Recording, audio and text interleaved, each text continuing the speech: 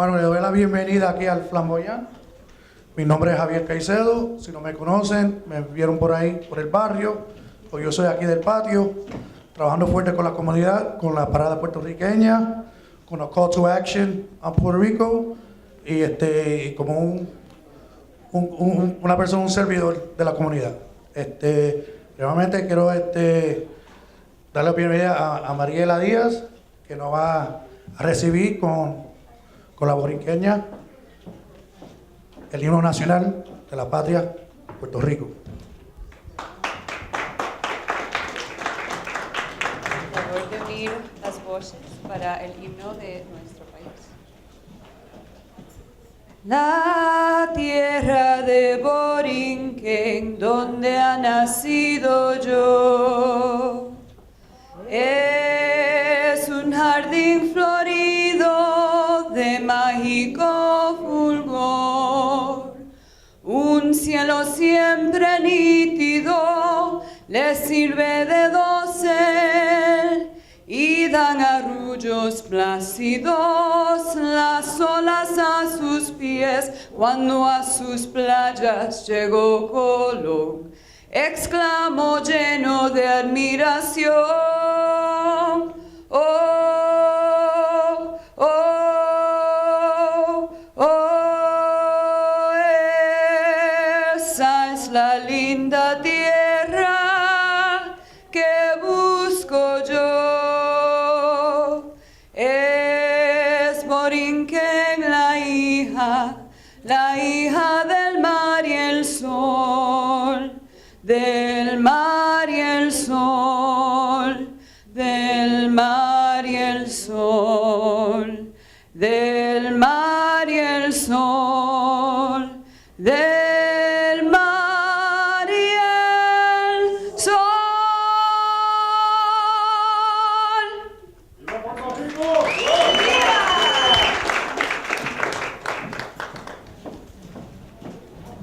Bueno, unos puntos que también queremos establecer. Sabemos que estamos en un establecimiento que sirve bebida alcohólica, pero si se quieren dar una frita o un palito, hazlo en la barra. Aquí no. Vamos a respetar los panelistas y al propósito de esta discusión, de esta charla. ¿Ok?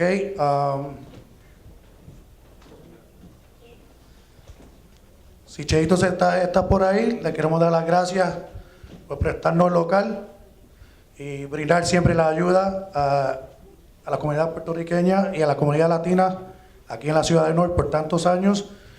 Bastante fiesta y actividades. Hemos participado aquí en el Flamboyant, aquí en Verona Avenue, en North New Jersey.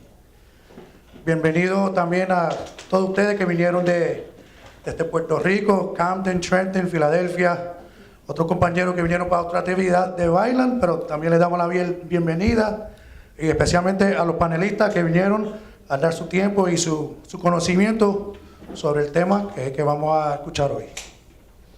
Aquí les presento a la compañera en lucha, Catilia Vélez. Gracias.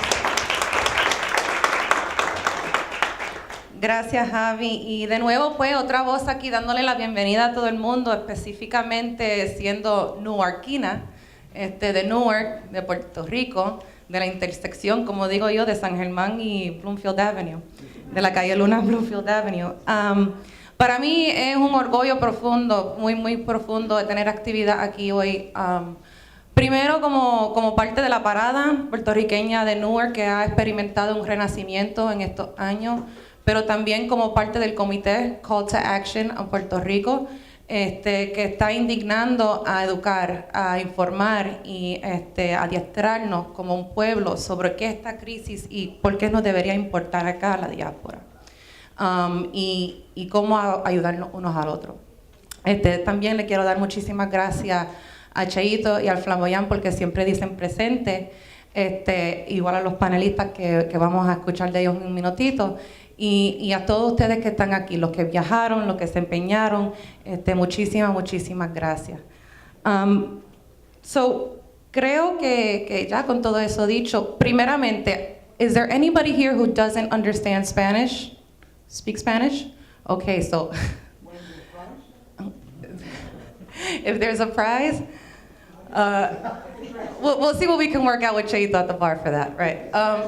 Yeah, if we can just have somebody pair up with him, with them, and do some translation, wonderful. So just thank you so much for being here with us today, and for showing solidarity and looking to inform yourself over such a important topic to the community at large. So thank you. We're gonna get right to it. Tenemos con nosotros a Nelson Dennis, autor de Guerra contra los Puertorriqueños, author of War Against All Puerto Ricans. Natasha Alicia Ora Bannon, president of the National Lawyers Guild. Ángel Figueroa Jaramillo, president of the UTIER, which is the union for the electrical industry in Puerto Rico. And finally, but certainly not least, Lourdes Garcia of Call to Action of Puerto Rico. So what we're going to do initially is just let them introduce themselves and share what their major points are that they want to communicate perspective-wise on the economic crisis. So with that, I'll stop talking and let the experts do their thing.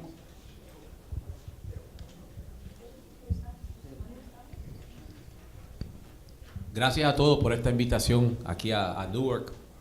No solamente hay un aeropuerto aquí, pero hay una comunidad bien vibrante. It's a real honor to be able to share some time and to offer some information. So I appreciate this, and I'm just going to present a little history, some of which is in my book, but all of which I realized after I published the book that this history is very much alive, and understanding it is significant because it provides us a basis for which to address and confront the situation that faces Puerto Rico right now, because a lot of things are repeating themselves. So I'll start, and then you can draw those comparisons. The United States went in 1898, as we all know, and the following year, the Huracán San Ciriaco was the most devastating hurricane of that century. It destroyed the island's coffee crop, $50 million worth of coffee. Tens of thousands of farmers lost their farms. Thousands of people, many thousands, went homeless. And the United States didn't provide any meaningful hurricane relief. Instead, that was in 1899. The following year, the United States devalued the currency of Puerto Rico by 40%. By legislative fiat, everybody had to hand in it was a Spanish peso, which is the currency, which was of roughly the same buying power as the American dollar. But they said, no, you got to turn it in, and it's worth 60 American cents. So if you imagine what it would do in all of our lives, if we wake up tomorrow, we have 40% less money, 40% more debts, and you multiply that by every person, company, institution, and corporation in America, this country it would cease to exist. There would be riots, it would shut down. That's how devastating it is. That's what happened in Puerto Rico in 1900. And then the following year, in 1901, the United States passed what was called the Hollander Act, which essentially was a steeply graduated set of property taxes that the farmers hadn't faced before. They never had this in Puerto Rico. So the net result, it's like an economic trifecta. If you've heard of Naomi Klein, who wrote a book called The Shock Doctrine, this was a shock to Puerto Rico. Hurricane, currency devaluation, property tax. The net result was that farmers are desperate for liquidity, for cash reserves to save their farms. So they're looking for any source of lending that they can to hold on to their farms. The only place they could go was appropriately titled the American Colonial Bank. Ahí el único sitio donde podían ir. And there was no usury law restriction. So therefore, the bank could charge whatever they want, and they did. And the idea was they didn't really want the loan. I mean, if they repaid it, fine. What they were more interested in was the collateral, what was underneath it, the land. That's what they wanted. And it was so effective that within 30 years, by 1930, 80% of the arable farmland in Puerto Rico was owned by North American banking syndicates. This is 30 years, one generation. And they took a previously diversified agriculture, sugar, coffee, tobacco, fruit products. They turned all of that into a one-crop, cash cow economy, that of sugarcane. And they organized it into centrales. I think most of us are familiar with that. And the largest centrales, Guánica, Aguirre, East Puerto Rico Sugar, Fajardo, those four owned half of that 80% that I mentioned. So they own half of 80, 40%. 4 corporations owning 40% of Puerto Rico's land. I mean, how does this happen within 30 years? And it was all legal. Coño, I mean, even when you think about it, I'm sorry, I know that there was a church before. I hear you can drink here on Saturday and get saved on Sunday. Pues, pa'lante, mira, y así como that's how they roll in Puerto Rico. They, I mean, these North American capitalists, they clean up their money, and then they're heroes the next day. That's happening. If we go forward, but before we go forward, Pedro Albizu Campos came into this history because in the middle of all this, in the mid-30s, in 1934-35, the agricultural workers, los macheteros, trabajando en la caña, they finally had to strike because they couldn't feed their families. There was no minimum wage in Puerto Rico. It was found unconstitutional. So Puerto Ricans could go and they could join the army. They could be in World War I through the Jones-Shafroth Act of 1917, and then they go, and 18,000 of them, and then they come back and they find out that you're a citizen, but somehow the Constitution doesn't apply because of the territorial clause of the U.S. Constitution. So, I still to this day, I don't think it's been, constitutionally explained, but what it does, what I found out, I was a state assemblyman in New York, and I quickly found out that politics is a conflict of interests disguised as a conflict of principles. So they'll wave stuff in the air, and they'll the Constitution and this and that, but it really comes down to dollars and cents. And what they were doing was they wanted to deny the minimum wage in Puerto Rico to the people that were working trabajando en la caña during the Depression because these corporations needed cash. Wall Street is like the Wizard of Oz behind the little curtain. It looks like this big deal, but it is hungry for cash constantly because it's constantly renewing the deals that are going on. It's kind of like a Ponzi scheme. Very often these banks, they don't have in their deposits. If everybody went to the banks all at once and they demanded their money, the banking system would crash. That's what happened in the Depression. Well, constantly these institutions need cash reserves. Puerto Rico is a source of that. During the Depression, they definitely didn't want Puerto Rico on strike. Y cuando Albizu Campos led the strike in 34, 35, they doubled the wages because he did a good job. And so the wages went from 7.5 cents an hour to $1 to 15 cents an hour. $1.50 for a 10-hour workday. That doesn't sound like much, but it was a difference between starving, literally starving and not, in Puerto Rico for many thousands of families.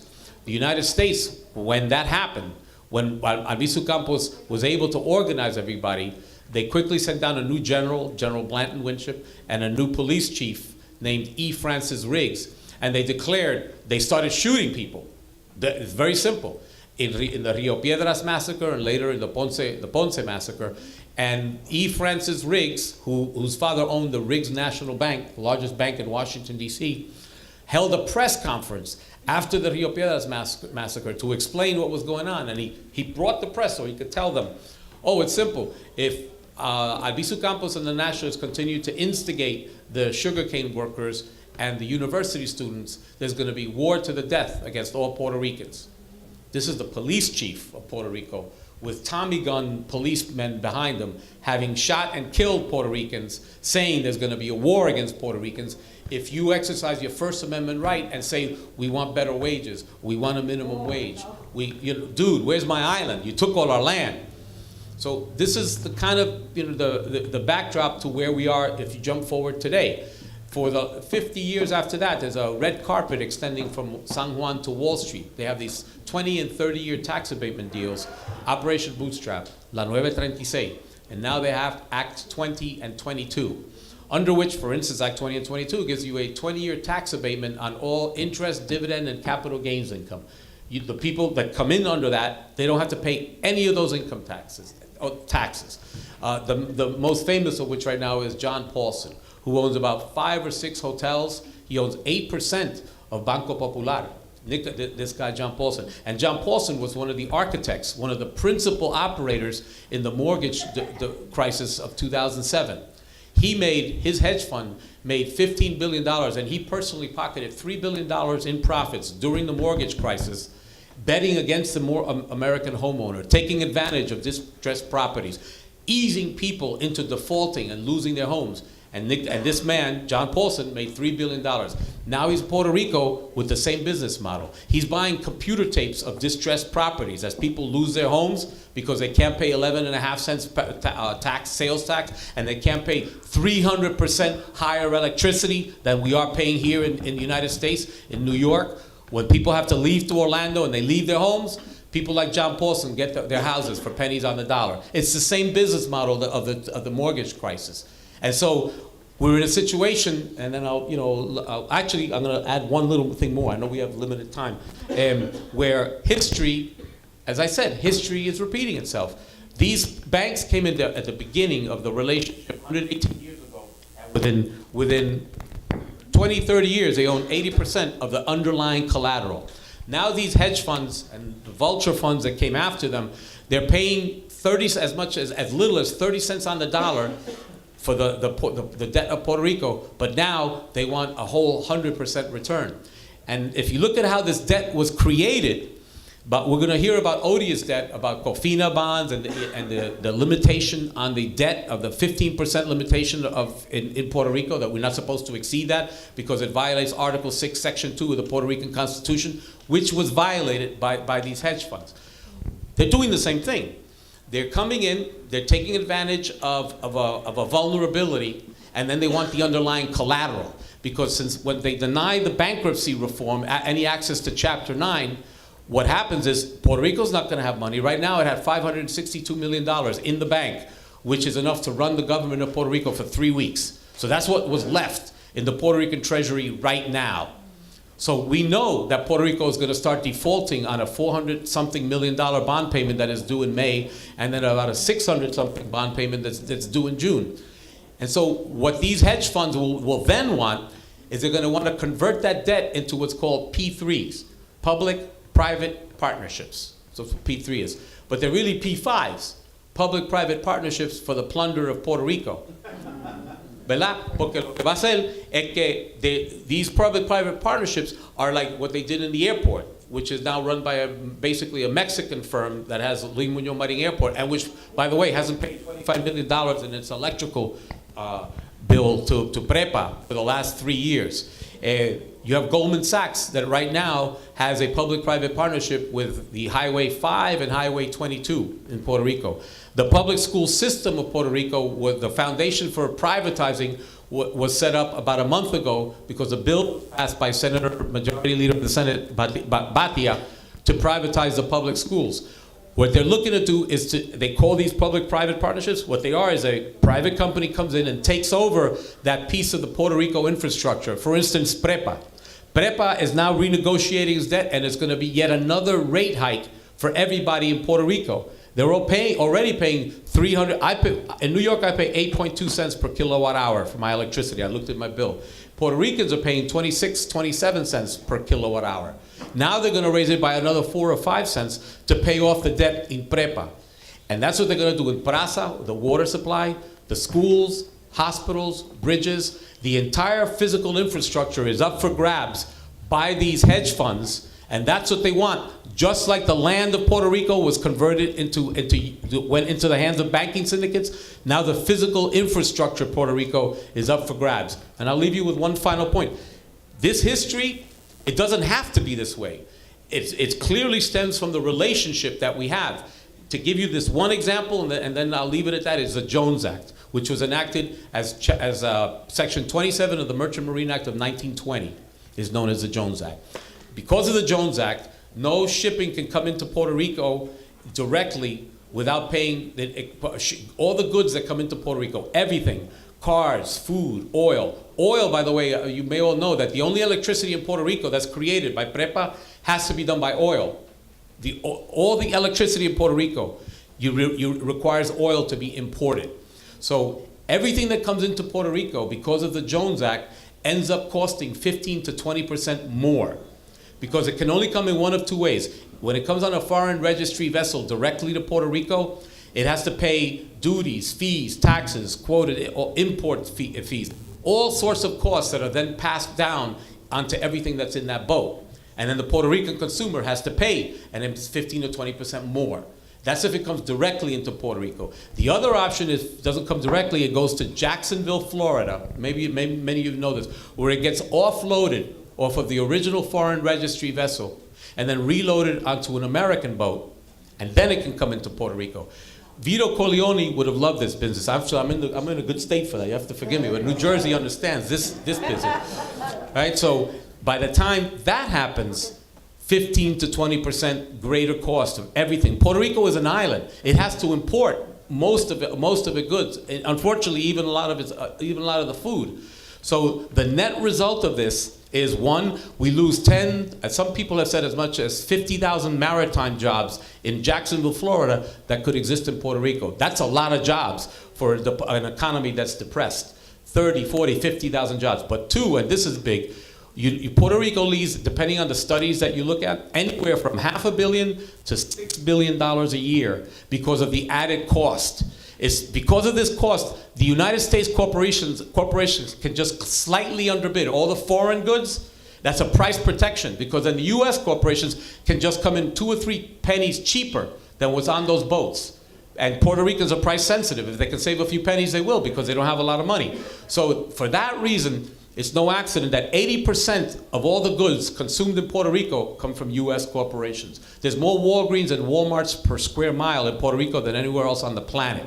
Puerto Rico is a captive market. It's the 5th largest market for all U.S. goods in the world. A small island with 3.5 million people, and it's the 5th largest market at wildly inflated prices. And I'll leave you with this. If it were not for the Jones Act, the highest estimate, there's been a really high estimate, that it's cost Puerto Ricans as much as $5 and $6 billion a year with the additional profit, in addition to the additional profit. If you multiply 5 billion, let's say, times 96 years, that's $480 billion.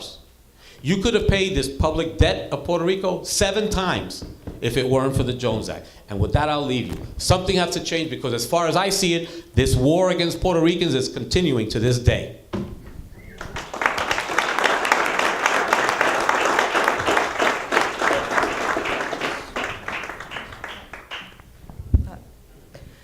Thank you.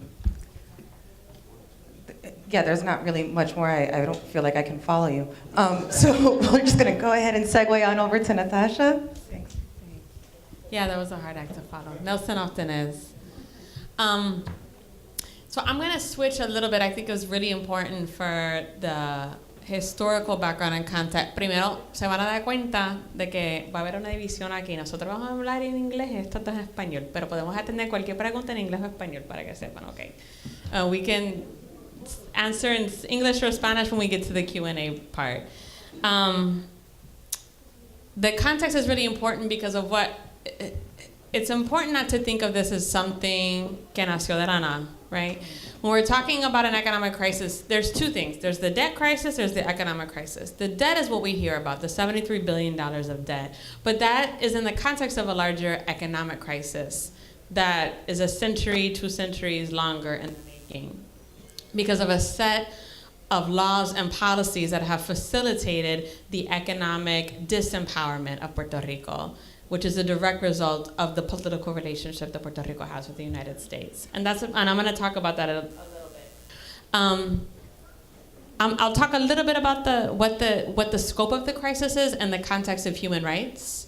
And then I think el compañero Ángel aquí va a profundizar ese tema un poquito más desde la perspectiva sindicalista, from a union perspective. What we hear a lot about is, what are the solutions to the crisis? First of all, the crisis has been framed in a very narrow context as debtor-creditor issue. Why can't you pay your bills? Most people agree you should be able to pay your bills, right? You owe something, you pay it. That is how this has been framed. But as we can see, it's much larger than that.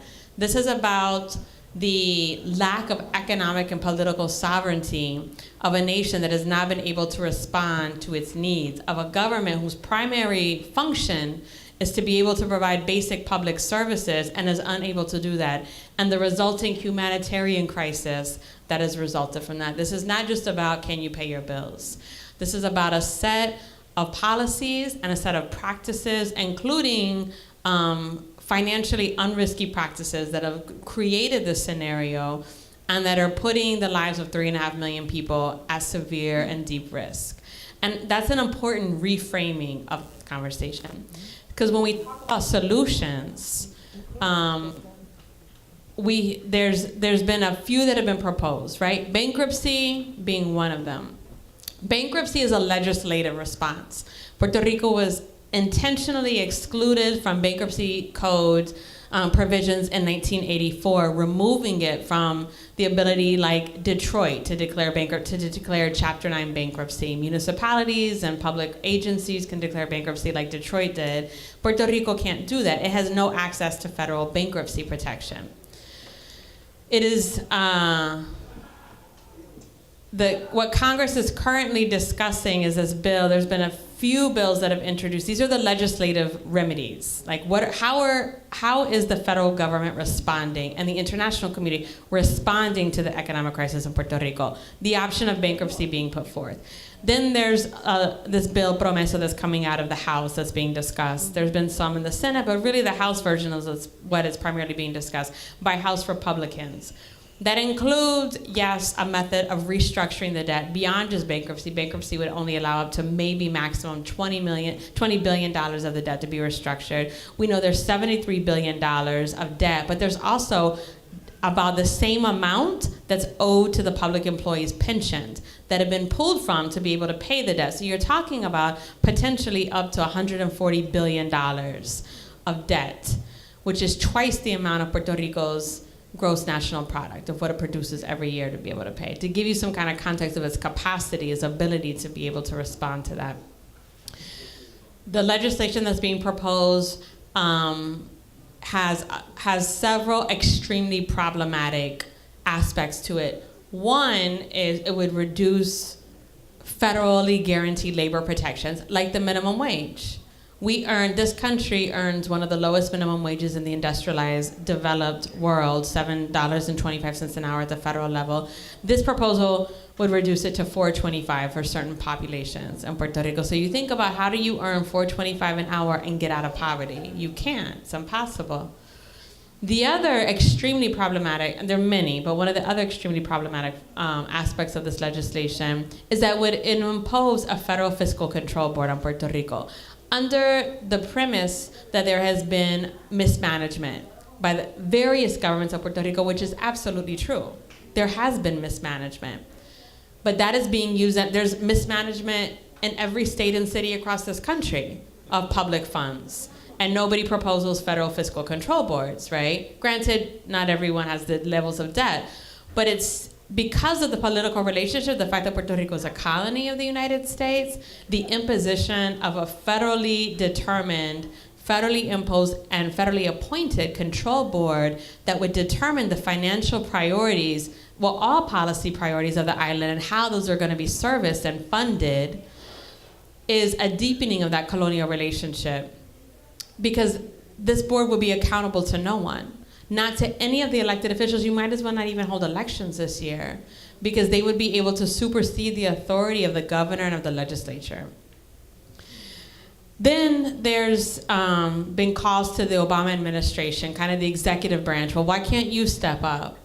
There was such willingness on the part of the White House to bail out bankers and banks in 2007 and 2008, and we somehow miraculously came up with hundreds of billions of dollars to be able to bail out institutions that we determined played a pivotal role in our society, and that was worthwhile doing.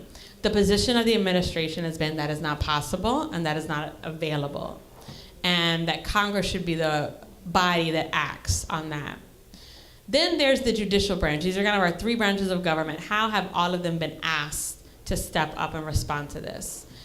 So there's a series of cases when Puerto Rico, was excluded from bankruptcy. They decided 2 years ago to enact their own domestic bankruptcy version that would allow them to restructure aspects of their debt. The day that that law was signed into legislation by the governor of Puerto Rico, most of the hedge funds, the private hedge funds, sued to declare it unconstitutional and won.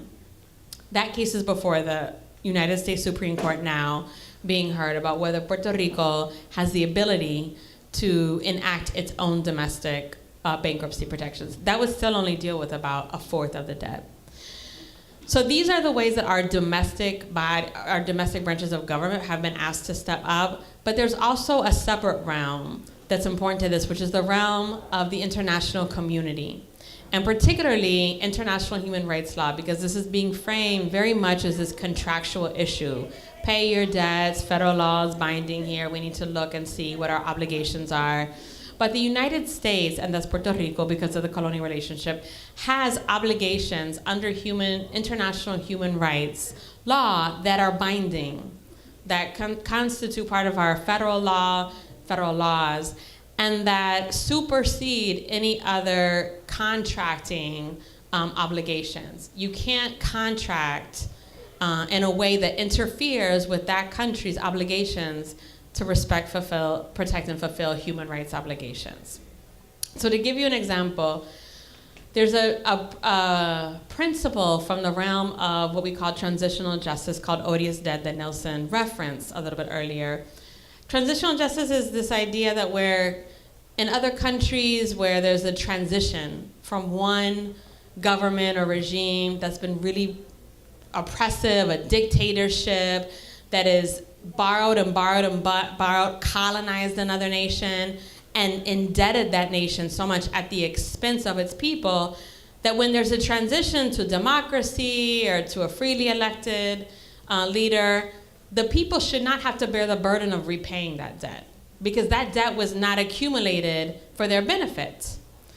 An example of this, the first time that this notion was used was in 1898. We know what happened in 1898, when the United States was ceded control over Cuba, Puerto Rico, Philippines, and Guam. The United States argued it should not be responsible for paying back the debt that Spain accumulated to colonize Cuba. That the debt that was accumulated oppressed the Cuban people and should not be repaid. It's really ironic now that that debt that's accumulated by a colonizing nation is somehow deemed illegitimate, but the debt accumulated by a colonized nation is presumed to be legitimate and lawful and shouldn't be looked at. So what the principle of odious debt asks us to look at is, first, was this debt accumulated for the benefit of the people? Well, in Puerto Rico, it's very clear. The last several decades have shown the massive economic and social human rights violations that have occurred. So we're talking, is that my timer? Can I get a few more minutes? All right.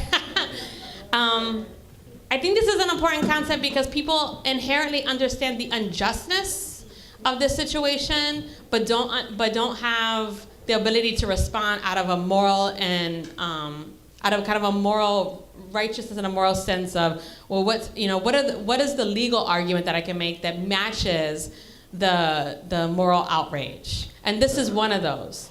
So when we look at the human rights, the accumulation of human rights abuses that have occurred in Puerto Rico, as this debt has accumulated, we're talking about deeply entrenched poverty, the wealth gap being exploded far more than we see in New York City, for example. Puerto Rico now has the 5th highest wealth gap in the continent, in the Western Hemisphere.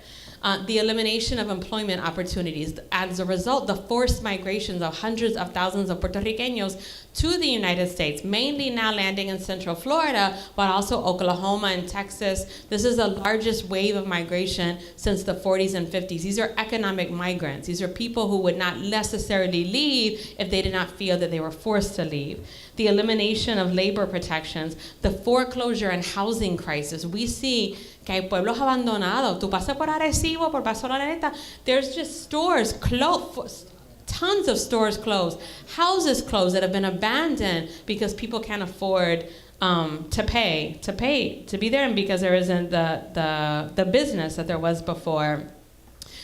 The closure of schools and hospitals, 150 schools being closed, hospitals being closed, hospital wings being closed, the lack of public infrastructure, the inability to respond and pave roads, the cuts to public services that affect the most vulnerable and marginalized communities in Puerto Rico. All of those human rights abuses, is that my mic getting cut off? Okay. All of those human rights abuses, I'm like, no, because I can get louder. I try not to take too much more time, but is a result of this debt accumulation. And in response, what's being asked is the imposition of more austerity measures. Under the last administration, Fortuño, there were the layoffs of tens of thousands of public sector workers, and some of these school closures and hospital closures began, the lack of collective bargaining agreement, and those austerity measures are being imposed even more. That is what's being responded. That's how the creditors are responding to the economic crisis. So when we ask, was there a benefit to the people of Puerto Rico in reality for their government to have accumulated billions of dollars of debt when it couldn't even respond to provide the most basic services, the function of a government? The answer is clearly no. The second thing that we need to look at is, was there a known risk to the creditors? Did this creditor know that they were engaging in some risk? Did they know what those funds were being used for? And it's clear that these, I think Nelson mentioned vulture funds. There's a lot of different creditors who have bought some of these bonds in Puerto Rico. Some are very small, like employee pensions from New York City, from around the country, mom and pop shops. But half of the credit, the debt, is owned by what are called vulture funds. What are vulture funds? They're hedge funds that come up and buy distressed debt. Distressed meaning it is a risky bet. It's a risky debtor because you know that this person may not have the ability to pay back. Because like in the context of Puerto Rico, their credit rating was downgraded to junk bond status, for example. So when you know that, what do? You charge twice, 3 times, 5 times as much interest. So I'm gonna buy your bond, say that bond's $1, I'm only gonna pay 30 cents for that bond because it's not even worth much. And I'm gonna ask you to pay back that full $1. Not the 30 cents I paid for it, I'm demanding full payment plus 25% interest. ¿Quién carajo podría hacer eso, right? And that's exactly what's being asked, right? So you knew that you were engaging in a financially risky transaction. That's why you charged an insane amount of debt, because you knew that maybe there wasn't a chance you could pay that money back. In this case, the government of Puerto Rico. There's internationally established, including by the United Nations, guidelines and principles for socially responsible investing and lending, which were not followed in this case, and are not followed in odious debt is really about debt relief, not just debt renegotiation or restructuring, debt relief, because that's really what will allow Puerto Rico to be able to address its economic crisis, not just the debt crisis, but full debt relief. These creditors have not engaged in good faith. Clearly, by the way that they filed lawsuits the day that bankruptcy protections were tried to be enacted, and because every time we know the governor who's declared the debt unpayable, yet continued to insist on paying it up until this past couple of weeks where a moratorium on debt payments were declared. We'll see if that's kept up. But when the governor says, $500 million are due today, I don't have $500 million, I'll pay $200 million. Those $300 million that weren't paid, those creditors are filing lawsuits saying, we don't agree with how you've prioritized this. Those are very expensive lawsuits to defend. They cost millions of dollars that are draining the public budget to defend. And last thing, I just want to say that the reason that this debt is made odious, both because there was no clear benefit and because these are creditors who knew what they were stepping into, what makes this all the more odious is because we're talking about colonialism. Because the resulting, this debt never would have been accumulated if Puerto Rico, I'm almost done, if Puerto Rico could develop its own economic priorities and fund them appropriately, if it had access to international financial markets, if it had access to regional banks and international banks, if it could engage in trade, if it had control over its own borders, if it could decide what its economic priorities were and fund them accordingly. The idea that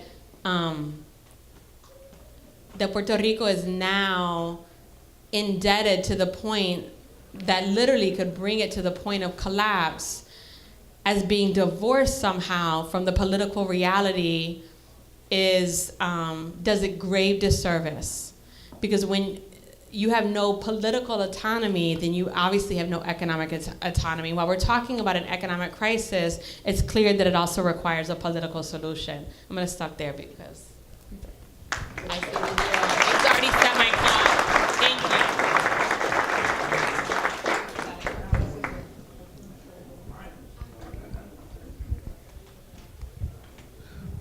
gente, le presento que nos está visitando desde Puerto Rico el presidente de UTIEL, Ángel Jaramillo.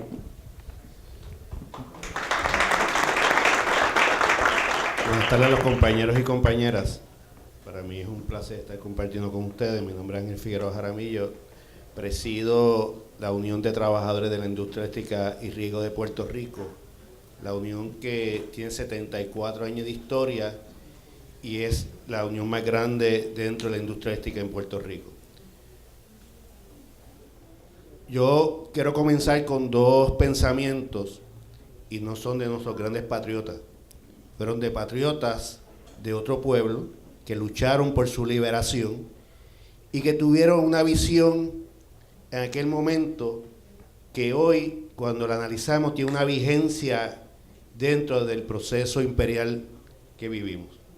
Thomas Jefferson decía: informa a nuestros compatriotas de que el impuesto que se pague con el propósito de educar no es más que la milésima parte de lo que se tendrá que pagar a los reyes, sacerdotes y nobles que ascenderán al poder si dejamos al pueblo en la ignorancia. Y yo siempre que me invitan a los foros, mi rol y mi aportación dentro de lo más humilde es abundar a romper esa ignorancia que nos lleva al sistema político y económico a través de la desinformación y la percepción para impulsar sus políticas. Pero él no se quedó ahí. Tuvo una visión más amplia que tiene una vigencia y tiene una tangencia con lo que hoy lo que llamamos nosotros crisis económica. Considero, decía él, que las entidades bancarias son más peligrosas para nuestras libertades que las fuerzas militares. Si los ciudadanos americanos permiten a los bancos privados controlar la moneda, primero mediante la inflación y después mediante la deflación, la banca y las corporaciones que proliferan alrededor despojarán a los ciudadanos de todas las propiedades hasta que sus hijos se queden sin casas en un continente que conquistaron sus padres y a quienes pertenecen todos los que se halla alrededor. La banca. Nadie habla de la banca. Y precisamente es lo que ha creado la crisis dentro de este proceso. Y algo que también es importante señalar es por qué en este proceso de llamada crisis económica mundial, ¿qué papel juega Estados Unidos en ella? Pues muy sencillo. Más allá de su fuerza militar, en el año 2000, todo el mundo le debía a Estados Unidos dentro del proceso de las deudas públicas. En 2015, Estados Unidos le debe a todo el mundo. La deuda pública de Estados Unidos supera, pero por mucho, la deuda pública de los 27 países que componen la Unión Europea. Y si empezamos a comprender y entender eso, sabremos por qué Puerto Rico continúa siendo una colonia de los Estados Unidos dentro de ese proceso. Y ahorita vamos a dar unos números muy sencillos para que podamos entender la razón que ya trasciende la estrategia militar, político-militar de Puerto Rico en los Estados Unidos y también ahora la política económica.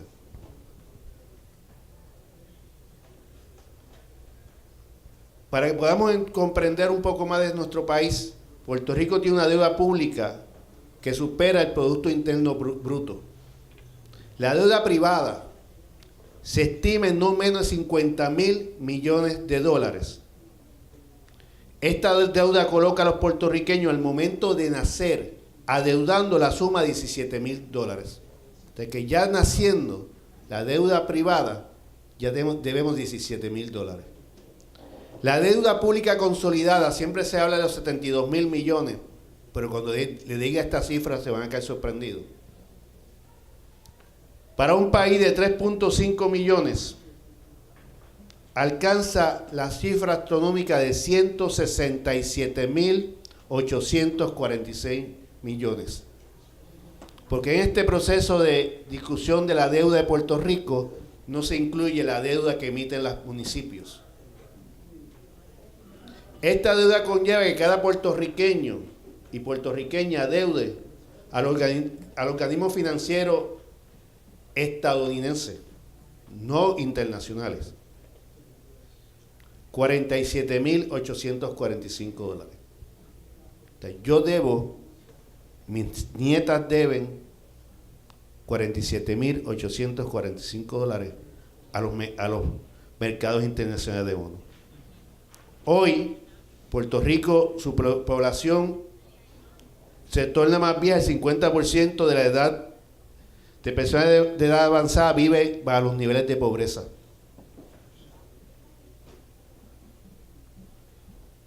Y algo que todos lo vemos, todos lo percibimos, todos lo sabemos, pero no lo queremos reconocer.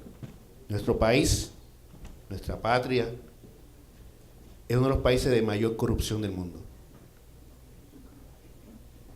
Por eso uno se pregunta cómo es posible que tenga tanta deuda y tengamos un problema de desarrollo económico. También decimos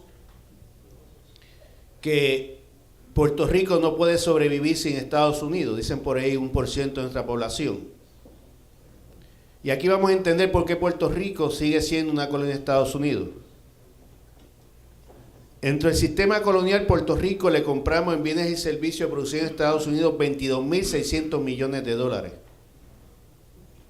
Las corporaciones foráneas que hacen negocios en Puerto Rico exportan $34,000 millones anuales.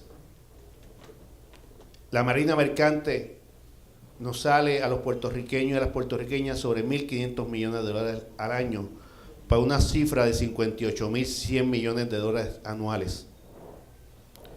¿Y cuánto se retorna? Pues en transferencias monetarias federales al pueblo de Puerto Rico se transfieren $13,530 millones, los cuales 8,900, esto es importante que lo podamos entender, de los cuales 8,902 son transferencias devengadas, es decir, se trata de las aportaciones nuestras de los puertorriqueños y puertorriqueñas a través del Medicare, Seguro Social y otras aportaciones. Ya casi 3/4 partes de lo que ellos regresan, los puertorriqueños y puertorriqueñas lo hemos aportado. El restante se divide en 2,700 millones de aportación del gobierno de Estados Unidos al gobierno de Puerto Rico y 1,923 millones de aportaciones de desarrollo social para los programas nutricionales en Puerto Rico. Y estos datos es importante conocerlos, porque como dije al principio, en los pensamientos, el primer pensamiento es educar e informar a nuestros compatriotas puertorriqueños que tienen la percepción totalmente equivocada de que Puerto Rico sin Estados Unidos la crisis sería más profunda. Ahí podemos entender cómo este negocio para Estados Unidos, que no es bilateral, es unilateral, le genera sobre 45,000, sobre 50,000 millones de dólares netos a los mercados de bonos de los Estados Unidos.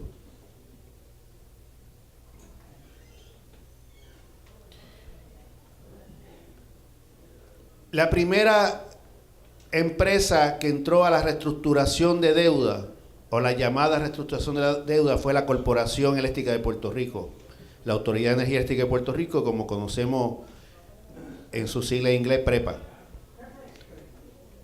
Esa industria en los años 40, tocando un poco de la historia del compañero Nelson Dennis, era empresas privadas, una en San Juan, una en Ponce y una en Mayagüez. Es interesante que dentro de esa transformación de crear el modelo gubernamental público, que fue generado por razones políticas y económicas por el gobernador impuesto Topworth, se nacionaliza la energía porque en nuestras montañas, en nuestros barrios, no había energía eléctrica porque no era un negocio rentable para la empresa privada. Esa empresa que hoy pretenden robarnos de las manos de los puertorriqueños controla el 50% de las reservas de agua de nuestro país. Se construyó la red de comunicaciones de fibra óptica más grande del Caribe. Y ahora se proyecta construir el puerto de gas más grande del Caribe. Que estas tres áreas, en el agua, comunicaciones y combustible, como el gas natural, unido a la energía, son las 4 áreas vitales para controlar la vida cotidiana de un pueblo. Y ahí podemos comprender por qué esa campaña de ir desprestigiando a la empresa para que el pueblo fuera justificando, legitimizando el que se pudiera pasar a manos privadas, como en el HR 4900 ya establece claramente en poner en manos privadas la generación de nuestro país. Y la gente que se pregunta si esto es un proyecto para atender la situación fiscal y económica del país, ¿qué tiene que ver la generación? Porque esto es un proyecto que nos quiere llevar a retrotraer la historia de lucha de los Pedro Albizu Campos, de los Betances, de los de Diego, a llevar al pueblo de Puerto Rico a la circunstancia más indignante de un país, de un pueblo, frente al yugo de un imperio. Dentro de ese proceso de reestructuración se aprobó la Ley 4 en Puerto Rico, que establece la nueva estructura de gobernanza de la empresa eléctrica de Puerto Rico, que es prácticamente, en teoría, lo mismo que está estableciendo el proyecto HR 4900. Primero, se establece una junta de gobierno que los candidatos se escogen por una empresa norteamericana. O sea, nosotros los puertorriqueños y puertorriqueñas que vienen países a buscar los mejores recursos para desarrollarse tecnológicamente en todas sus facetas, tenemos que contratar una compañía norteamericana para que nos digan quién nos va a gobernar la empresa más importante del pueblo de Puerto Rico. Los términos de estos miembros son de 5 años. Y todos estos detalles tan sencillos porque son los mismos términos de la Junta de Control Fiscal.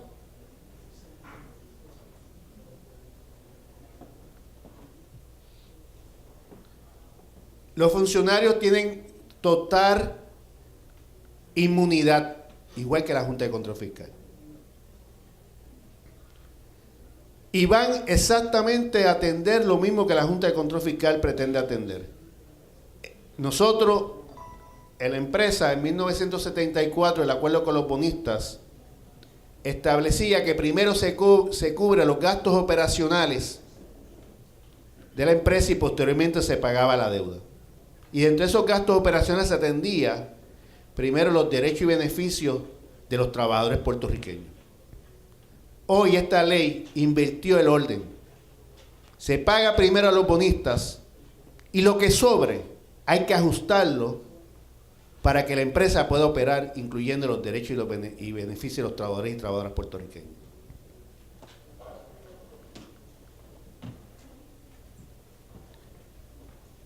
Prácticamente ese es el modelo que desde el principio de que la compañía Hispana y la señora Lisa Donahue estableció que iba a ser el modelo que iba a regir la política pública y económica del país. Y cuando uno lee el HR 4900 junto a esta junta, a este nuevo modelo de la autoridad, prácticamente, en principio, en teoría, es lo que ha implementado. Yo quería precisar también varios elementos, uno que conoce la empresa, que trabaja dentro de la empresa, y también para que le puedan tener. El kilovatio hora hoy está a 19 centavos el kilovatio hora en la empresa. Producimos a 55% a petróleo, 29% a gas, 15% a carbón y 1% a hidroeléctrica.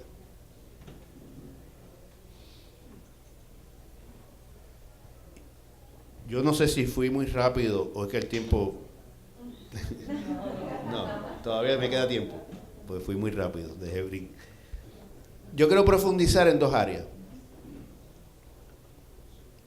La lucha de los hombres y mujeres en Puerto Rico de la década de los 30, 40 y 50, que es la misma lucha de la comunidad puertorriqueña fuera de Puerto Rico. Fue una lucha que desarrolló dentro del marco de todo el mundo un país con los derechos de desarrollo social de mayor avanzada. muchas veces nosotros no hemos reconocido esa lucha de esos hombres y mujeres que lograron leyes laborales con una constitución indistintamente sus defectos coloniales de avanzada. Y que hoy, dentro del marco de la desinformación, por eso comencé nuevamente, repito, con el pensamiento de la educación, los hombres y mujeres puertorriqueños y puertorriqueñas no hemos dado el mayor de los esfuerzos para evitar que nos roben esas conquistas tan importantes para nosotros. De nada vale hablar de economía si el desarrollo social de un pueblo que crea la felicidad no está en esa ecuación. Nosotros en Puerto Rico, desde la mañana hasta por la noche, se habla de números, pero no se habla ahora del valor. Todo el mundo sabe cuánto cuesta la nómina del gobierno, todo el mundo sabe cuánto cuesta los servicios de transporte colectivo, todo el mundo sabe cuánto cuesta un kilovatio hora de energía, pero no se discute qué valor tiene para una familia puertorriqueña tener transporte colectivo para llegar al morro, a volar chiringa, o que su casa tenga acceso a la energía porque la puede pagar. Y eso nos toca a nosotros en esta transformación, incluirle en esa ecuación para realmente honrar a los que dieron hasta su sangre y su vida por lo que hoy Puerto Rico tiene. Culmino diciendo lo siguiente con mucho respeto. Nosotros somos controversiales en la UTIEL, rompemos la regla. De nada vale terminar con la colonia si el país no asume el poder político y económico real para una transformación. Porque terminamos la colonia y si dejamos el poder político de los que hoy han gobernado, a través de los partidos que siempre han gobernado, es ser un súbito del imperio desde otro punto de vista. Por lo tanto, los trabajadores y trabajadoras, la única forma que tenemos para transformar a nuestro país es asumiendo el poder político y eventualmente económico de nuestra patria. No hay otra forma, compañeros y compañeras.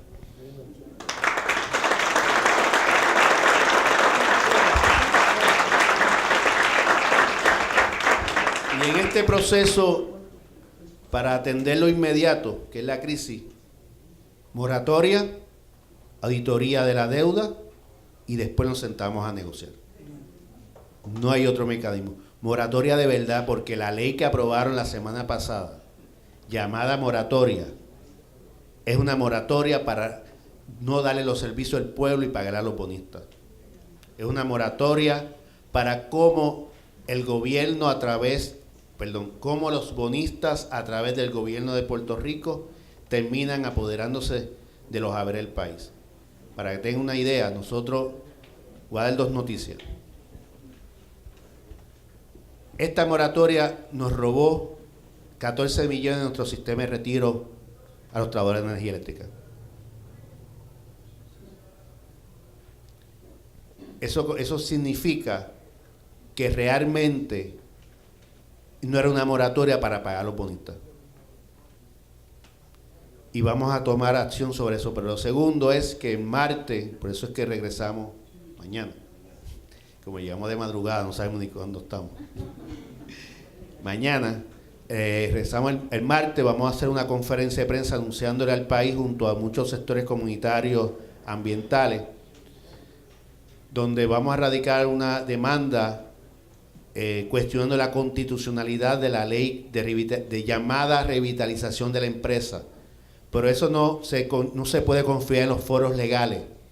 Solamente lo que estamos haciendo es retando no la ley que la legislatura de Puerto Rico aprobó. Estamos retando a los bonistas, que son los que verdaderamente responden a esa ley. Y ese reto no se va a limitar solamente a los tribunales de justicia, sino también a levantar el espíritu de lucha de los hombres y mujeres puertorriqueños y puertorriqueños que vivimos allá. Muchas gracias.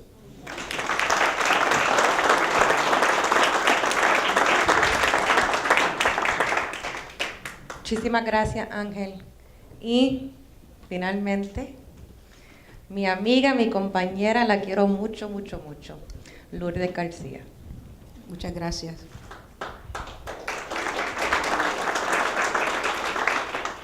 Les voy a empezar a dar un breve resumen de lo que fue, cómo formamos el grupo Call to Action, llamado a la acción por Puerto Rico.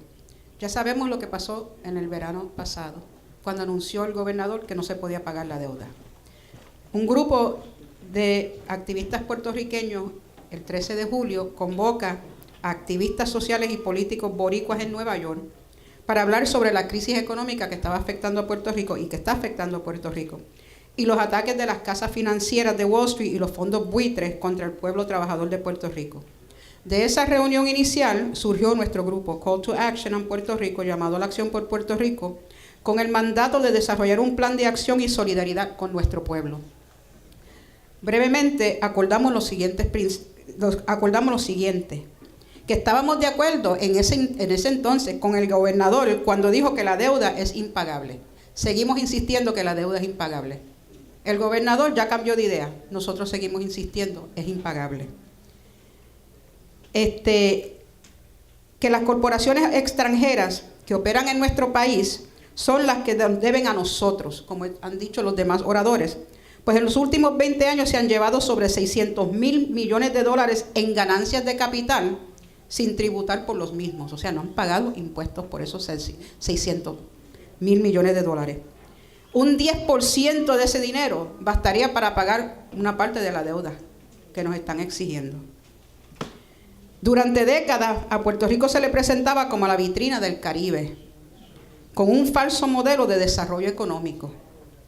Nos pintaban como un paraíso fiscal, con exenciones contributivas a las grandes corporaciones norteamericanas, que generaban miles de millones de dólares en ganancias de capital anuales sin pagar impuestos sobre las mismas.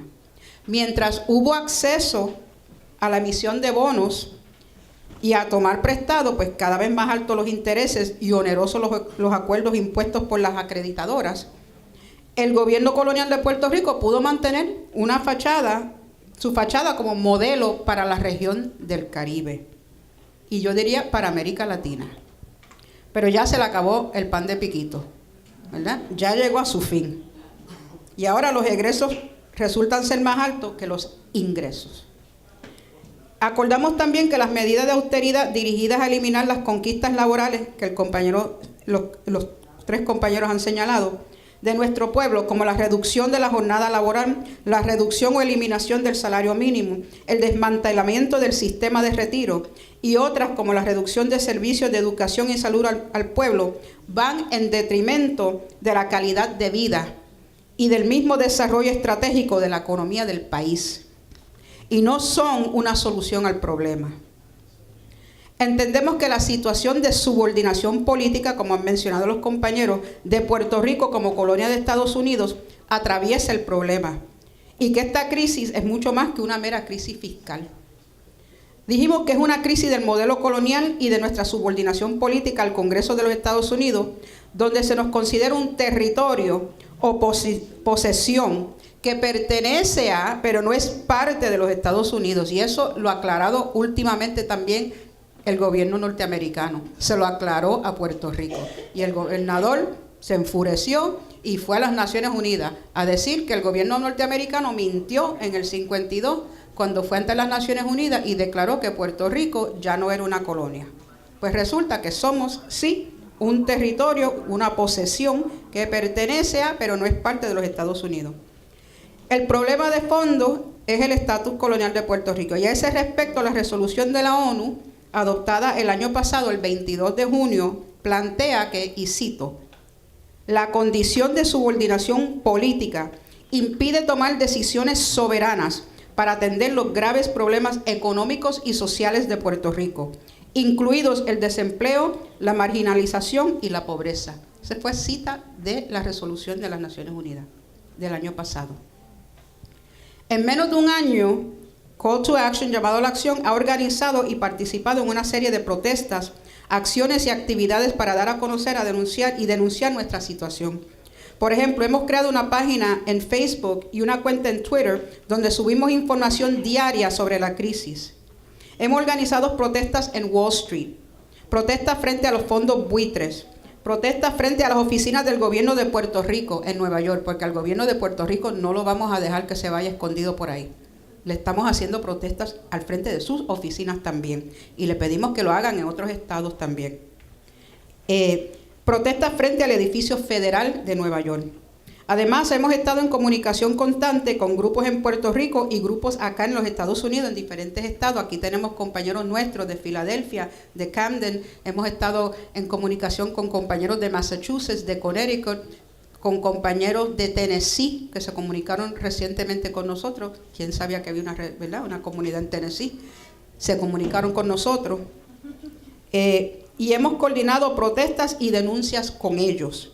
Además, le hemos enviado mensajes de solidaridad a grupos como Playas para el Pueblo y a la Federación de Maestros de Puerto Rico, cuando han desarrollado acciones.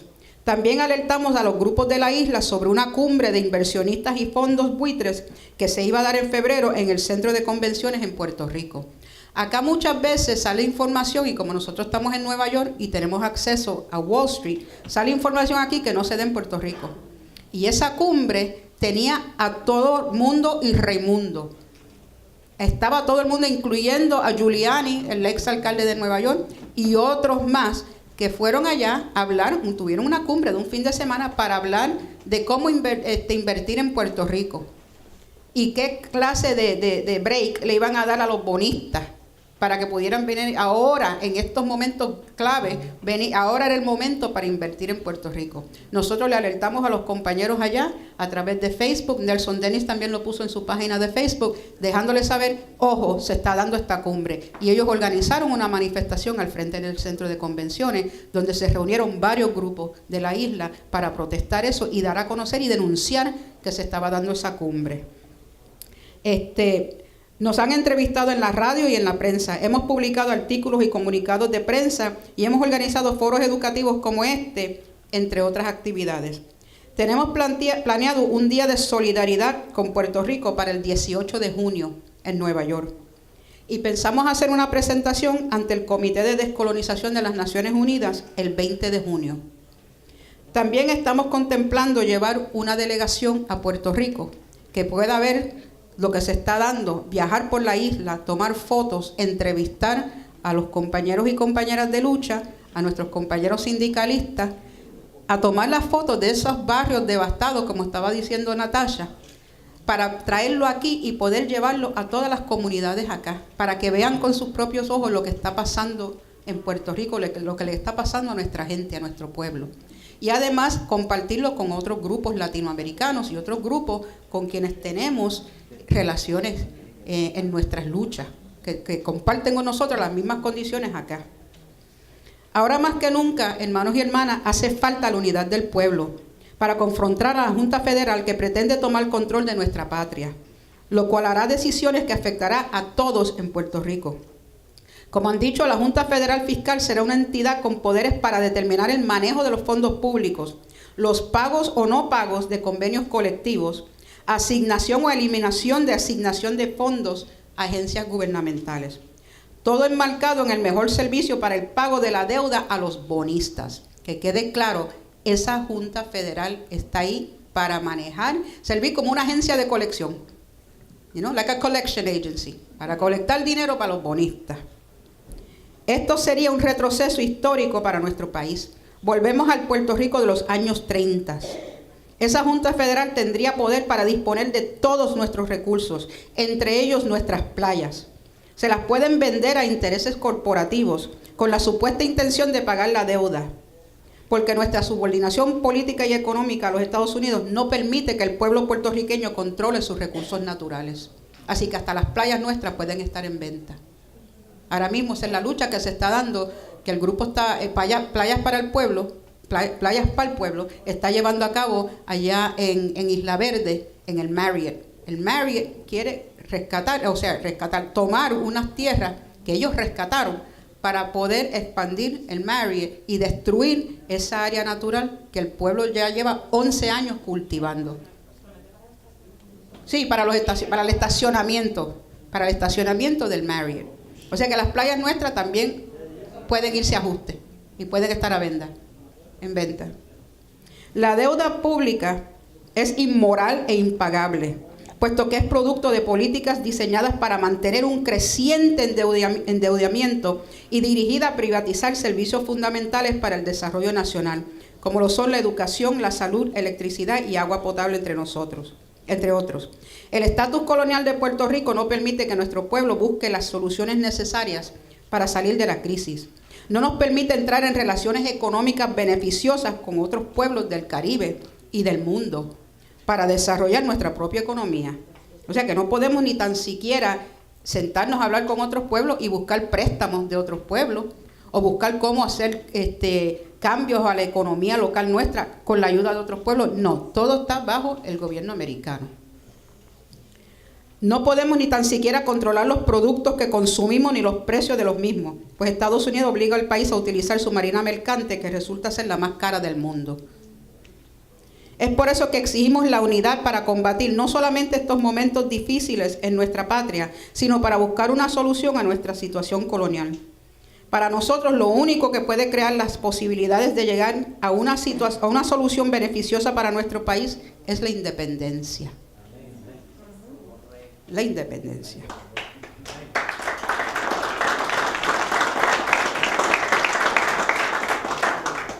Sabemos que no todos nuestros hermanos y hermanas están de acuerdo con esta perspectiva. Pero hermanos y hermanas, ha llegado la hora de analizar, de dialogar y de hacerle frente al miedo que le tenemos al derecho histórico y sobre todo el derecho humano de ser libres. Muchas gracias.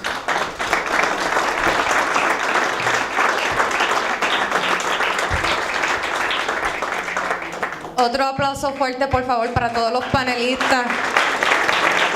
Muchísimas gracias. Tremendas presentaciones de parte de todos. Vamos a hacer unas preguntitas rapidito. Tenemos algunos temas que queríamos escuchar de ustedes y después los vamos a abrir al público. En esta semana han salido algunos anuncios en CNN, MSNBC, que están diseminando cierta información sobre anti cualquier ayuda, entre comillas, que se podría decir para Puerto Rico. Si podrían, por favor, hablar sobre eso un poquito y cómo eso se incorpora con la legislación que está propuesta ahora mismo a través de en diferentes foros. It's open question for anybody, and I'll ask it again. So essentially, in the last couple of weeks, advertisements have come out on CNN, on MSNBC, anti the bailout. And just asking the panelists if anybody would like to share their thoughts on those, and also, what was the second part? Oh, and how that ties into any proposed legislation that has to do with handling the crisis. That's called dark money, and it's legal, and it's kind of surrealistic, like George Orwell, because under Citizens United, you don't have to. Not only can you do it, but you don't have to disclose where the money is coming from.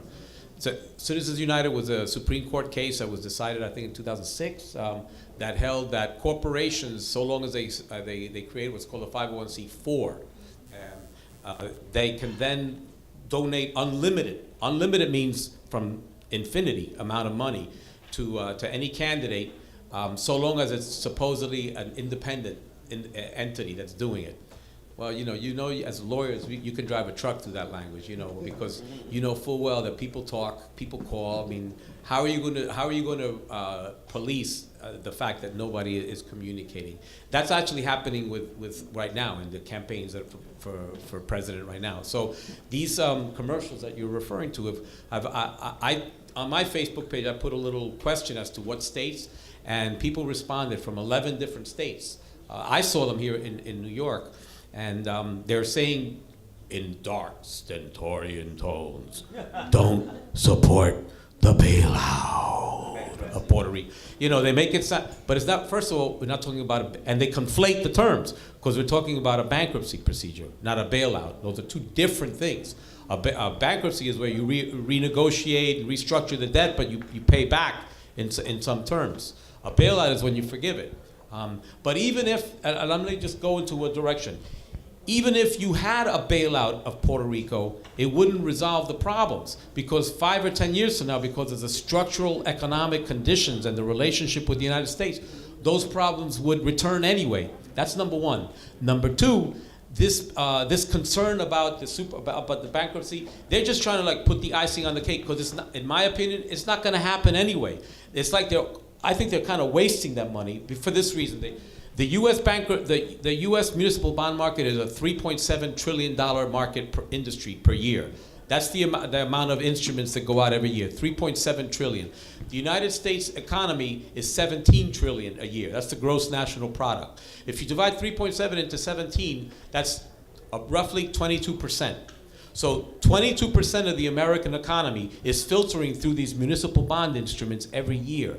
That's too big. We're in the area of too big to fail.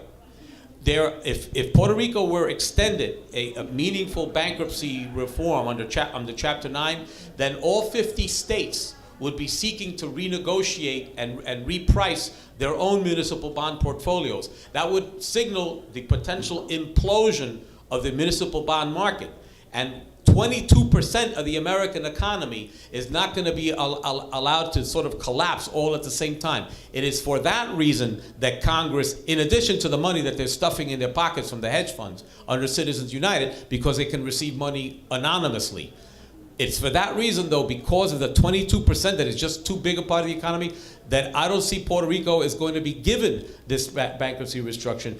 And for Obama, who has been for a year, his program for Puerto Rico has been to point the finger at Congress and say, Congress must give Puerto Rico the check. He knows full well that Congress is not going to do it. So as far as I see it, and I'm a Democrat, and I think Obama is a fine president, but with respect to Puerto Rico, he's engaged in political posturing, because his angle is to point the finger at Congress, and that's like the hand is quicker than the eye. That's like Houdini's finger pointing. You know when you point a finger at a dog, the dog looks at your finger, he doesn't.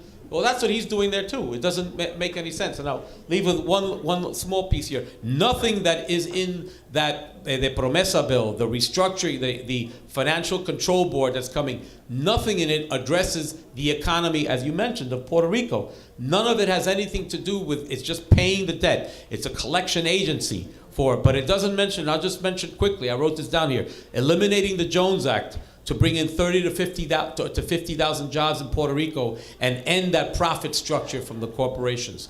To allow Puerto Rico to establish its own international trade relations. To give those tax abatement deals that they give to John Paulson to all those corporations. Well, they should have to. They can only get those. This is the way it should be if they commit to investing a stipulated proportion of their profits into Puerto Rico infrastructure and economic development. Not just take those profits and repatriate them back to the United States. Then there needs to be a bilateral commitment with that.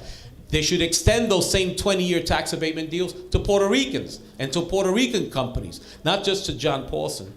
Any import duties that are given right now under the Jones Act that are coming in, well, that money goes to the U.S. Merchant Marine. That money should be going into the Puerto Rican Treasury. That's another change. And finally, ending the plenary jurisdiction of the U.S. Congress over every law. Well, now it's not going to matter because you have a financial control board that's going to be, on top of everything is going to be dictating. All of these things need to be done. They're not a part of this quote-unquote Promesa bill, nor will they be done, because the problem is, so long as we have this relationship, this status that we have, it's like a Gordian knot. I agree with everything that was said here. You have to cut it. There's no way. These things here, they all make sense for Puerto Rico, but they can't happen with the political relationship that we have now. And that's why I support the independence for Puerto Rico as well.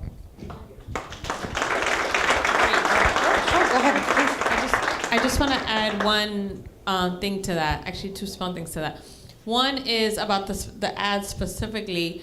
They're intellectually dishonest because Congress is no longer discussing bankruptcy protection at this point. They're discussing restructuring the debt. Bankruptcy was about, should we modify the bankruptcy code or create some particular provision specifically applicable to Puerto Rico so that its municipalities and public agencies could restructure their debt. Now, the bill is really talking about full restructuring, but the bill has been constructed with the direct input of hedge funds and it reflects that, right? I mean, I've been in Washington several times in the past weeks, and I can't tell you the number of times people are like, oh yeah, the lobbyists were just on the Hill yesterday meeting with members. I mean, there's House Republican specific members meetings only to talk about this bill. It is it's very clearly a reflection of their interests.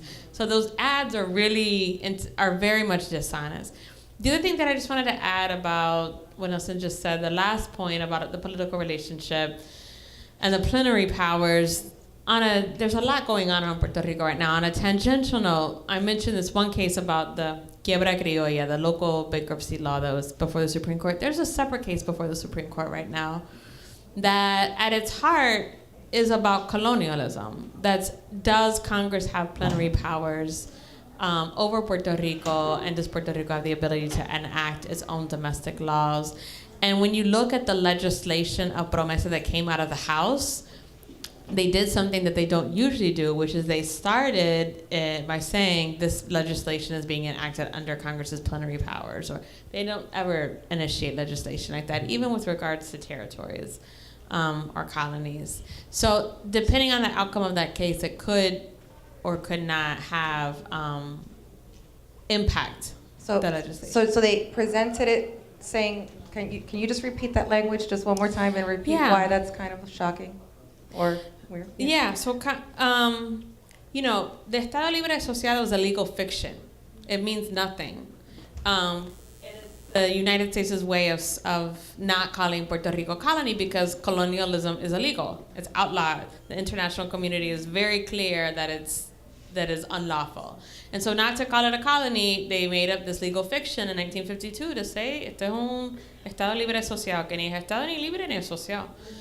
And so, or a territory. And so they found a way under the territorial clause of the U.S. Constitution to be able to assert jurisdiction, to not say we're colonizing another nation. No, this is an acquisition. This is a territory, not to say a colony.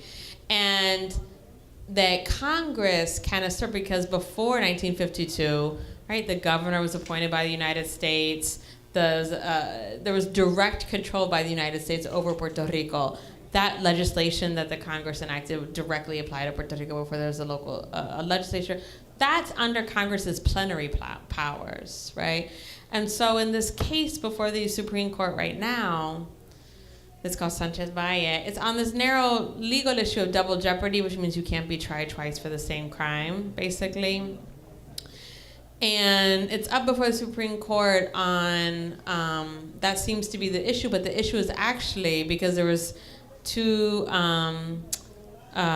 young men who were charged with drug-related crimes in federal court, I believe, and then Puerto Rico wanted to charge them in their state courts, and their attorney said you can't do that because of double jeopardy. You have to be a separate sovereign. I don't want to get too much into the legal issues, but the issue before the court and what's been briefed, and the interesting thing was that the United States Justice Department, the position of the United States government when they entered their brief, for the first time in over 50 years, said Puerto Rico has no sovereignty. It basically eliminated all rationale for the Partido Popular. There's no because the Partido Popular is based on this notion of there's some sense of sovereignty, and they said Puerto Rico has no sovereignty. It is, Congress can exert, through its plenary powers, all control and can approve or reject legislation that comes out of the Puerto Rico legislature. No canta el gallo, right? Like that is colonialism, full colonialism. And so this legislation that just came out, this Promesa legislation, starts with this under Congress's plenary powers. This is how we're able to enact these measures that are really super democratic, that interrupt Puerto Rico's democratic processes, like the imposition of the Federal Control Board. Thank you. Great. The next thing that we kind of wanted to talk about, and we're going to have to start being a little bit briefer because we are running out of time, and we do want to give time for folks to ask some questions. So, is essentially, esta bandera que está aquí al lado fue rescatado de Vieques en el 98 de este compañero, de Javi Caicedo.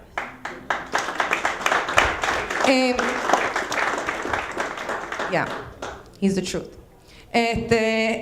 ¿Qué implicaciones hay en la legislación que está propuesta o cómo se está amenazando los recursos naturales en Puerto Rico en este momento y cómo eso entra al discurso? Ya escuchamos un poquito de playas para el pueblo, que lo quieren convertir para playas para el parking y como que eso no se puede permitir, right? So, ¿algunos comentarios sobre eso? Voy a hablar brevemente de eso, porque como yo tengo un caso frente a un foro internacional sobre Vieques y la mayoría de los líderes viequenses son peticionarios en el caso, así que conozco muy de cerca la realidad actual de Vieques. Aunque no pretendo hablar por los viequenses, pero en la legislación que ha sido propuesta incluye que en la superficie pues parece algo chévere, ¿no?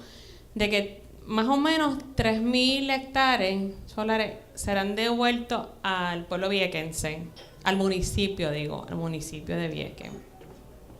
Que ok, chévere, eso es lo que siempre han reclamado, ¿no? La devolución de los terrenos viequenses.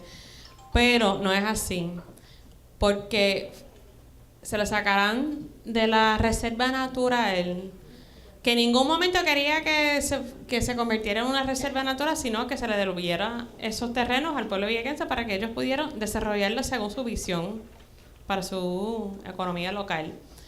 Pero la idea es no tendrá ninguna restricción en esos terrenos como existe ahora, porque forma parte de una reserva natural, de no ser vendido a un desarrollador, de que no se desarrollarán o no serán privatizados, como ahora tiene ciertas restricciones por zoning, por otras cosas. Entonces la preocupación grande del pueblo viequense ahora es que la idea es ir privatizando lo que está haciendo ahora en Vieques. Si tú llegas a Vieques verás una privatización brutal ahí. Hay realmente una doble economía, la de los viequenses y la de los turistas, de los norteamericanos. Entonces la preocupación es que sí, esos 3,000 hectáreas serán privatizados en algún momento, comprados por gente que quiere desarrollarlo. Otra cosa es que la semana pasada hubo un senador estadounidense que en una audiencia mencionó, y este senador siempre ha mantenido una postura de que la Marina tiene que volver a Vieques como parte del desarrollo económico del país y cuestión de seguridad nacional, que fue una batalla que perdimos diciendo el país. Entonces propuso el regreso de la Marina a Vieques bajo el pretexto de ayudar a la economía viequense y puertorriqueña, o sea, como parte de esta resolución contra la crisis y por el issue de seguridad nacional, que nadie le hace caso, No es. Bueno, muchísimas gracias. Ya que estamos llegando al tiempo que tenemos que culminar aquí, otra pregunta que tenemos, I'm going to say it in English. Why does this matter to other Latinos, non-Puerto Ricans? Today, when anybody knows me, mi nombre es Javier Caicedo. Caicedo is an interesting last name. I am half Colombian. My father's from Colombia, but I was born and raised in Puerto Rico. But why does it matter to non-Puerto Ricans that are married to Puerto Ricans or are within our Puerto Rican community? And I would like that's an open question to the panel. And why does it matter to Latinos and Puerto Ricans here in Newark or anywhere else in the United States, in the diaspora, in Europe, wherever? I'd like to try to answer that. I don't think it just matters to Puerto Ricans and Latinos. It matters to all working people in this country. While Puerto Rico is a colony, it means that working people in this country are also oppressed by the same corporations. They're oppressed and feel the same conditions. When you talk about lowering the minimum wage in Puerto Rico, you set a precedent that can lower the minimum wage in this country. When you talk about the destruction of unions in Puerto Rico, you're talking about the destructions of unions in this country. When you're talking about anything that sets a precedent for the destruction of people's human rights, you are talking about the potential to do the same thing here. So we have common interests as working people to fight against the same corporations, the same government, the same legislatures that attack our basic rights here in this country.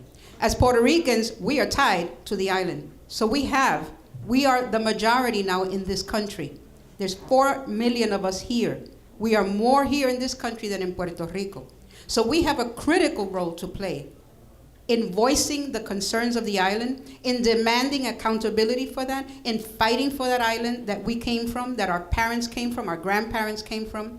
Because once it's gone, it's gone. We know that once the United States or any government takes over a territory, it's gone. The people can't go back there. And if they go back, they're going to go back under the worst kinds of conditions. So that is also why we as Puerto Ricans have a responsibility. Because if we don't fight for Puerto Rico, then, and if we don't educate our people, if we don't mobilize, if we do not organize, if we don't denounce what's happening, then what's going to happen is, with the economy the way it is, with the resources in the hands of the government, they're going to be able to tell our people whatever they want and utilize our people to vote in favor of things that harm Puerto Rico, to stand up against Puerto Rico, to look down upon our own people as lazy, people who don't pay taxes, people who don't pay their debts, and to lie about the fact that, in fact, we have been paying through the nose as Puerto Ricans on the island for Puerto Rico being a colony of the United States. It is a lie that we have been out there with our hands out, begging. We have paid for everything. We have paid with our blood in every war since we became citizens of this country. We have had our islands bombed, Puerto Vieques and Culebra.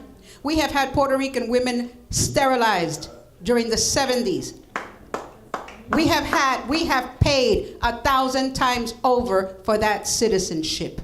And it is time we stood up and made some very fundamental demands, or said thank you, but no thank you. We also have to be able to work with other communities, working class people. The African American community has a profoundly beautiful and historic history, a historic struggle for civil rights. They can teach us a lot about how to struggle for our civil rights. We have a lot to learn from that community. We worked with them at one point, but there are now new generations that need to work with the African American community. Black Lives Matter has a lot to teach us about Puerto Rican Lives Matter and Latino Lives Matter. We have a lot to learn. We have to give solidarity, though, in order to receive solidarity. So there are a lot of reasons why it is important for us to stand together as Puerto Ricans, as Latinos, but above all, as working class people. We are not the Donald Trumps. We are not the Paulsons. We are the people that built this country and that built Puerto Rico and that are building the countries around the world. And we need to stand up for what we believe in and for what is rightfully ours. Nobody is giving us anything. We have earned everything that we have, and we have a right to demand far more than what we have.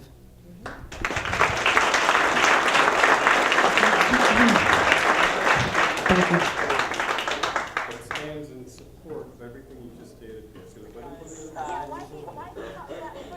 Well, yeah, we have a hard stop at 6 o'clock. I'm so sorry. I'm sorry.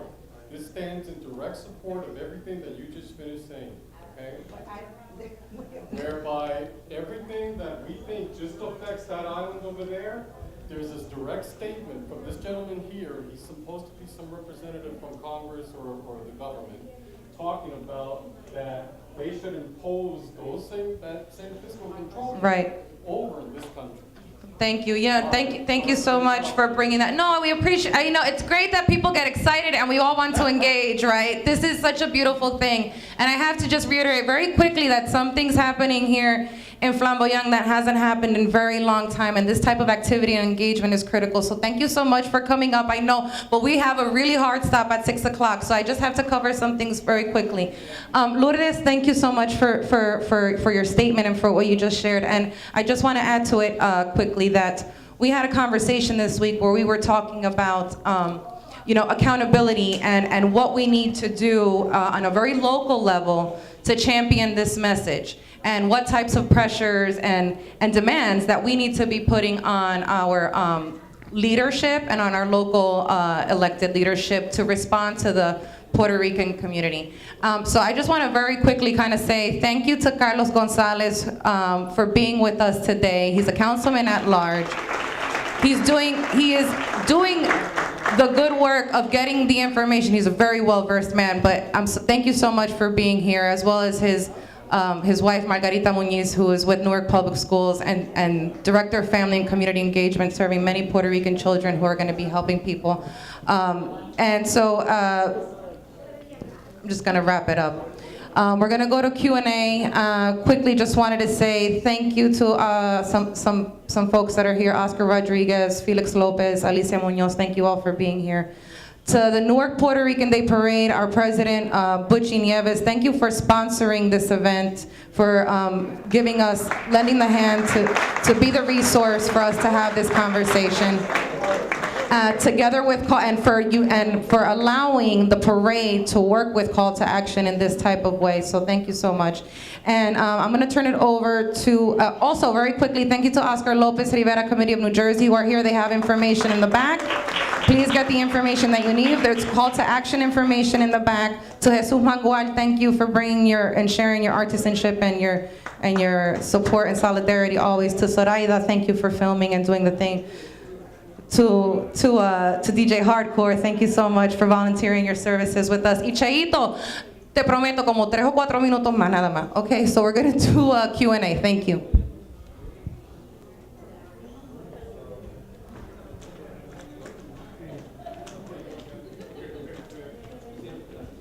Thank you. It interferes with my hearing aid, so I can't hear.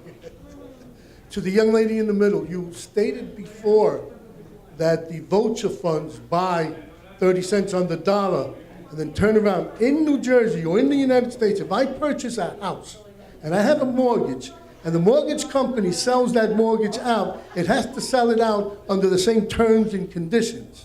What you stated before was that the voucher fund buys 30 cents on the dollar and then changes those conditions.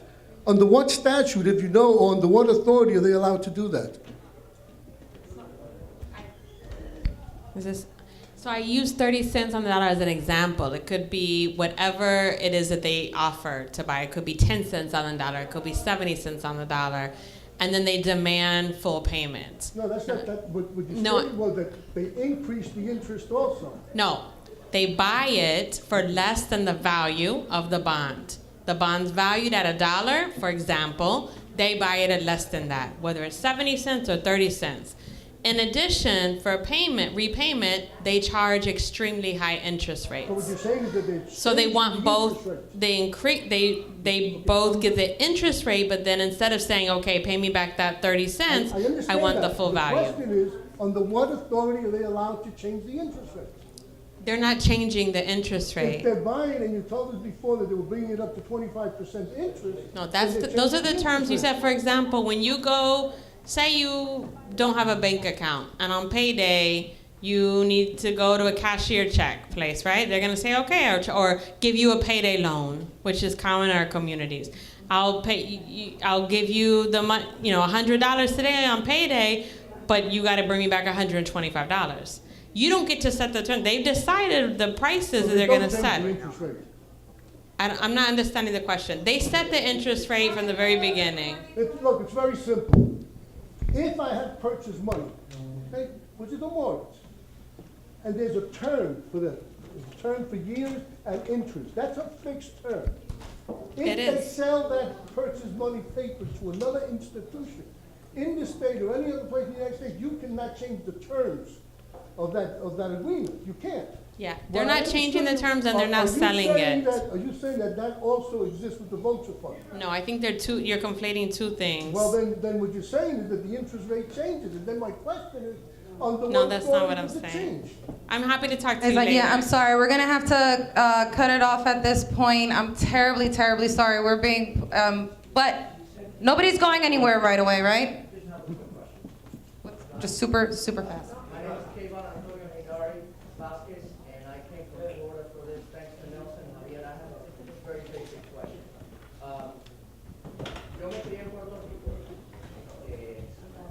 Y nací en Nueva York, pero soy parte del problema, porque aunque tengo buena educación, desconozco el problema de Puerto Rico y los temas. Yo ahora trabajo para alguna de estos hedge funds, porque yo viajo alrededor del mundo, soy reportero y soy bastante educado.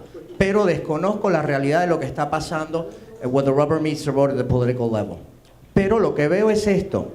Aquí en Nueva York hay cierto movimiento, en Puerto Rico hay descontento, but the first person to speak up against this was a Puerto Rican from Idaho, Labrador, whose brother is the head of the Puerto Rican Soccer Federation. So the question is what is the strategy to put pressure on at the local level on the people who have the ability to decide, vote, and need to respond? Ergo, Imhoff, I mean, I'm getting my education from Nelson and Javier, who've been so kind to tell me what this is, but there's a huge community of Puerto Ricans in Florida and elsewhere that maybe, where can we go to find out what's going on and how to mobilize? Thank you, but we got I can answer that very quickly for you. So the where you can go to get that information to continue building a strategy, because it has to continuously be built, is the call to action. So call to action is the committee, it's a group, it's a network that's being established, and that conversation is ongoing. And I'm terribly sorry, but we do have to end now and be respectful of the space that we're in. So thank you once again to all of our panelists. Muchísimas gracias. That means afterwards, we'll talk afterwards right now. Thank you. ¿A cruzar? Okay. Okay, if you parked across the street and you think that you're blocking people in, please go outside and move your car. People have to get out. If not, they will have to call a tow.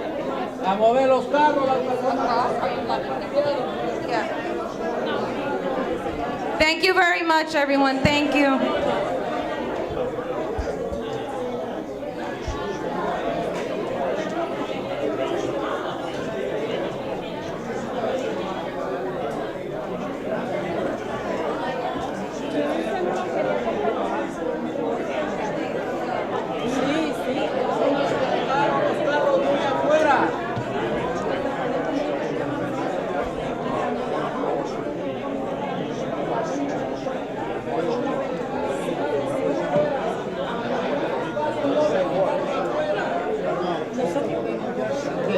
Que cambien y que la